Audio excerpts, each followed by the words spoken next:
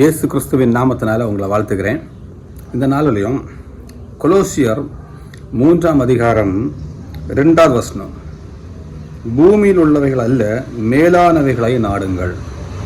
அப்போது நம்ம வாழ்க்கையில் எல்லாருக்கும் ஒரு மேலான ஒரு அனுபவம், மேலான ஒரு நாட்டம், ஒரு உயர்ந்த சிந்தனை, உயர்ந்த இடத்துல இருக்கணும். இந்த மாதிரி ஒரு எண்ணம் நமக்கு உள்ளாடி கண்டிப்பாக இருக்கும்.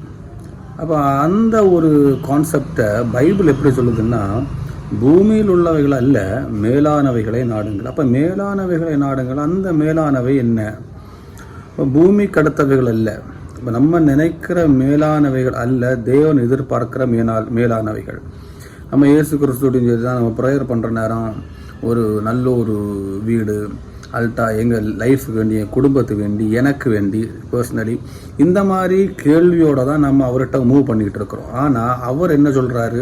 நேர எதிர்மாறா சொல்கிறாரு, பூமி கடத்தவைகள் அல்ல மேலானவைகளை நாடுங்கள். பூமியில் உள்ளவைகள் அல்ல மேலானவை. பூமியில் இருக்கிற ஒரு காரியத்தை அல்ல, மேலானவைகளை நம்ம நாடி பழகி கொள்ள வேண்டும். அதுதான் பைபிள் சொல்கிற உண்மையான சத்தியம். ஏன்னா பைபிள் எப்போதுமே நமக்கு ஸ்பிரிச்சுவல் லெவலாக தான் பேசிகிட்டு இருக்கும்.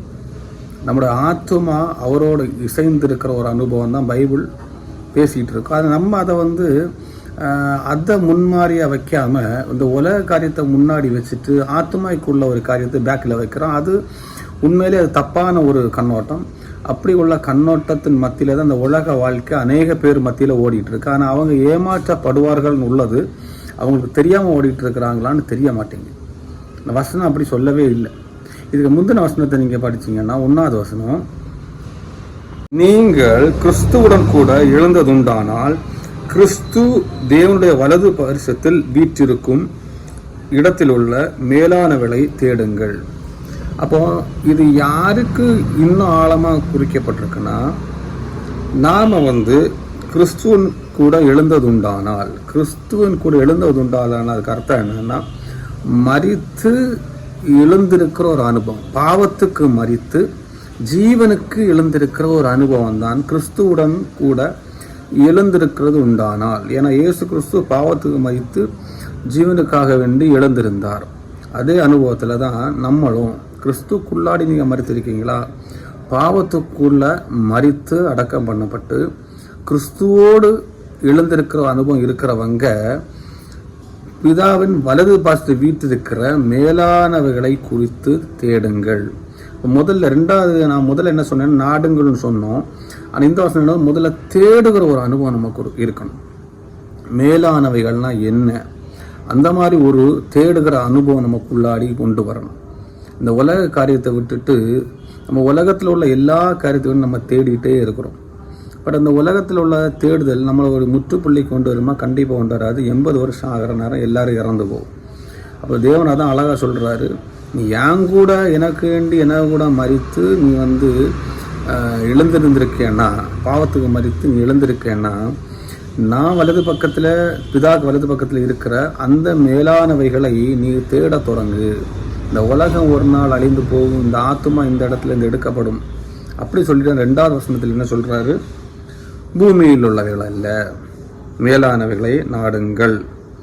அப்போ எதை விட்டுட்டு எதை நாடணும்னா, பூமியில் உள்ள காரியங்களை விட்டுட்டு மேலான காரியத்தை வேண்டி நாட்டம் செலுத்த வேண்டும். தேட தொடங்குறவங்க அடுத்த செய்ய வேண்டிய காரியம் என்னன்னா, பூமிக்குள்ள காரியங்களை எல்லாம் விட்டுறணும்னா அதுக்கு அர்த்தம் அதுக்கு மேலே ஒரு பெர்மனண்டாக ஒரு ஆதிக்கம், பெர்மனண்டாக ஒரு லவ் அஃபேரும் அதுக்கு உள்ளாடி இருக்கக்கூடாது. பூமியில் உள்ள காரியங்களுக்கு அது நம்மளுடைய கேரக்டராக இருக்கட்டும், நம்முடைய சொத்துக்களாக இருக்கட்டும், நம்ம செய்கிற காரியங்களாகட்டும், எல்லா காரியத்தையும், பிஸ்னஸாக இருக்கட்டும், எல்லா காரியத்தையும் ஒதுக்கி வச்சுட்டு மேலானவைகளை நாடுகிற ஒரு அனுபவம். அதுக்கு நெக்ஸ்ட் வசனம் படித்தீங்கன்னா, ஏனென்றால் நீங்கள் மரித்தீர்கள், உங்கள் ஜீவன் கிறிஸ்துவுடனே தேவனுக்குள் மறைந்திருக்கிறது. ஏன் நம்ம தேடணும்னு அவர் சொல்கிறாருன்னா, நீங்கள் மரித்தீர்கள், நமக்கு ஜீவன் யாரோட ஒண்டி இருக்கிறதா? இயேசு கிறிஸ்துவோடு இருக்கிறதா. அது ஏன்னா நம்ம மரித்தது யாருக்கு வேண்டி இருந்தால், பாவத்தில் மறித்து நம்ம நித்தியத்துக்கு வேண்டி உயிர் தழுந்திருக்கிறோம். அப்போ இயேசு கிறிஸ்து எப்படி உயிர் தழுந்தாரோ அதுபோல் நீங்கள் பாவத்தில் மறிக்கிற நேரம் உங்கள் ஜீவன் மறுபடியும் பிறக்கிற அனுபவத்தில் நம்ம பெற்றுக்கொள்ளுகிற அந்த பரிசுத்த ஜீவன், மறுபடியும் பிறப்பின் அனுபவம், நம்முடைய ஜீவன் யாரோட ஒன்றி இருக்கான்? இயேசு கிறிஸ்துவோடு. இன்னும் ஆழமாக சொல்ல போனோம், நம்முடைய ஆத்துமா பாவத்துக்கு மரித்து அவன் எழுந்திருக்கும் பொழுது அவனுக்கு ஆத்துமா இயேசு கிறிஸ்துவோட ஒன்றி இருக்குமா. அப்போ நம்ம எத்தனை பேர் சொல்ல முடியும்? ரட்சிக்கப்பட்ட நாம புரிந்து கொள்ள வேண்டிய ஒரு காரியம், என்னுடைய ஆத்துமா யாரை ஒண்டி இருக்கிறது, யார் கூட சேர்ந்து இருக்கிறது? இந்த பூமியை சேர்ந்திருக்கா, இல்லை இயேசு கிறிஸ்துவோட சேர்ந்திருக்கா? உண்மையிலேயே இயேசு கிறிஸ்து பாவத்துக்கு நீ மதித்த நமக்கு ஜீவனாக இருக்கட்டும், ஆத்மா இருக்கட்டும், இயேசு கிறிஸ்துவோட சேர்ந்து இருக்கணும். முதல்ல ரசிக்கப்படும்போது சேர்ந்து இருந்திருக்கும். அது உலக காரியத்துக்கு வேண்டி நம்ம ஓடுற நேரம் என்ன ஆகுது? மேலான நாட்டங்களை விட்டு இங்கே ஓடுறோம். நம்முடைய ஆத்மா யாரு கூட ஒட்டி இருக்கணும்ல எண்ணம் இல்லாமல் நம்ம ஓடிட்டு இருக்கோம். ஒட்டி இருக்கிறது. நீங்களும் அவரோட கூட மகிமையிலே, அடுத்த 4வது வசனம், நம்முடைய ஜீவனாகிய கிறிஸ்து வெளிப்படும் போது நீங்களும் அவரோட மகிமையிலே வெளிப்படுவீர்கள். அப்போ நெக்ஸ்ட் காரியம் என்னன்னா, அவரு நம்முடைய ஜீவன் இயேசு கிறிஸ்துவான், அவர் வெளிப்படும் பொழுது நாமளும் அவரு கூட மகிமையிலே வெளிப்படுவோம். இந்த ஒரு காரியத்துக்கு வேண்டிதான் மேலானவைகளை நாடுங்கள்னு சொல்றாரு. ரட்சிக்கப்பட்டவங்க கண்டிப்பா மகிமையில அவரோடு இருக்கணும்னு அவர் விருப்பப்படுறாரு. ரட்சிக்கப்பட்டவங்க ஜீவன் அவரோடு ஒன்றி இருக்குன்னு அவர் சொல்லி கொடுக்குறாரு. அதை விட்டுட்டு ரட்சிக்கப்பட்டவங்க இந்த உலக காரியத்துக்கு வேண்டி ஓடுகிற அனுபவத்தில் இருந்தால் அவங்க நித்திய ஆக்கினை கண்டிப்பாக கொடுக்கப்படும். அதனால தான் அவர் அடிக்கடி என்ன பண்ணுறாரு, அவேர்னஸ் கொடுத்துட்டே இருக்கிறார். இன்றைக்கி நான் இந்த மெசேஜ் பேசிகிட்டு இருக்கிறேன்னா தேவன் என்னோடு பேசின சில காரியங்கள் மட்டும்தான் நான் பேசிகிட்டு இருக்கேன். இதுக்கு விளக்கத்தை சொல்ல போனீங்கன்னா நிறைய கொடுக்கலாம். ஆனால் எனக்கு நிறைய டைம் எடுத்துக்க முடியாது. அதனால தான் நான் ஷார்ட்டாக சொல்கிறேன்.